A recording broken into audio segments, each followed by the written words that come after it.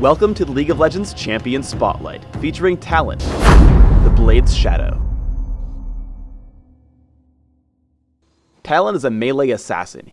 He utilizes stealth, speed, and a wealth of crowd control effects to take down his opponents one at a time. Talon's passive is Mercy. Talon deals bonus damage to enemies who are slowed, stunned, or rooted in place.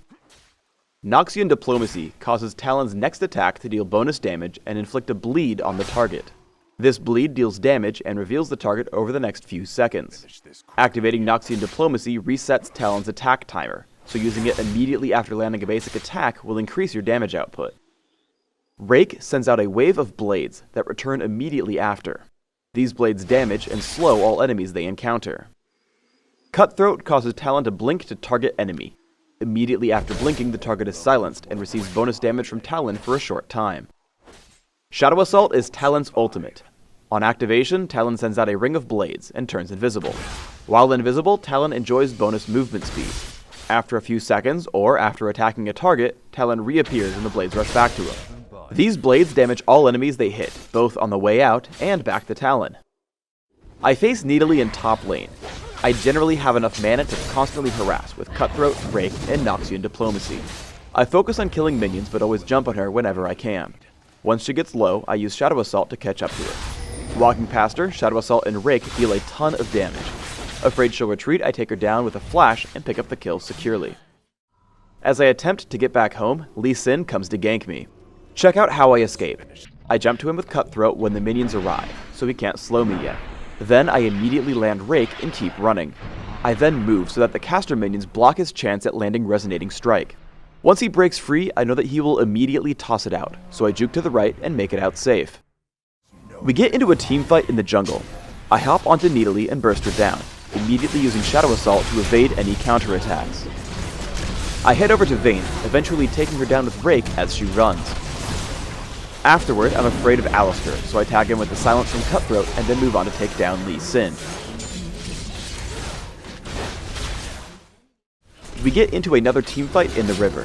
Alistar gets caught and dies quickly. We push onto Kayle, and when I get kicked out by Lee Sin, I chase with Flash. Taking down Kayle, I move on to find Vayne. I know we'll win this fight, so I'm trying to clean up kills. I use Cutthroat to prevent her escape, but she flashes first, which results in me dying. Our opponents make a comeback and have taken down some of my teammates.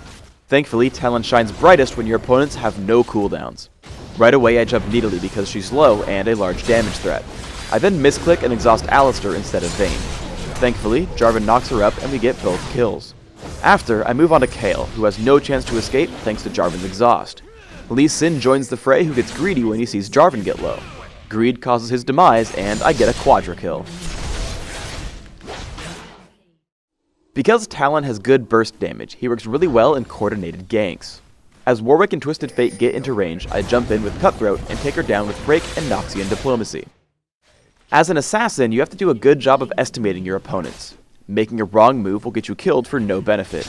Here I've been harassing Nidalee and I think I can kill her. Unfortunately, as I dive her on the turret, she gets healed by Soraka's Wish and exhausts me, preventing me from dealing enough damage to kill her. I'm not sure if I could have flashed out, but either way I should have known both Exhaust and Wish were up. Talon does have some sweet escape tools. I get caught by Brand and Nidalee. Instead of panicking and flashing right away, I just pop Shadow Assault, using the movement speed and stealth to create a gap. Nidalee does chase me, so I finally do flash over the wall to make it out. I push Nidalee to her turret and use Talon's largest burst combo. I flash into range and use Cutthroat. First I hit her with Rake, giving me 2 damage amplifications. Then I pop Shadow Assault and immediately attack, causing the blades to hit her twice while I deal bonus damage. I didn't even land Noxian Diplomacy and still dealt over 500 damage in an instant.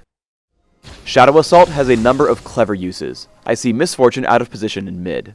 I lead with Cutthroat, then Rake, so that my passive will give me extra damage for Noxian Diplomacy. Then I pop Shadow Assault and wait for cooldowns.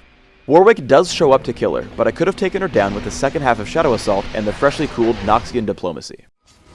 Assassins also have to pay attention to crowd controls in large fights.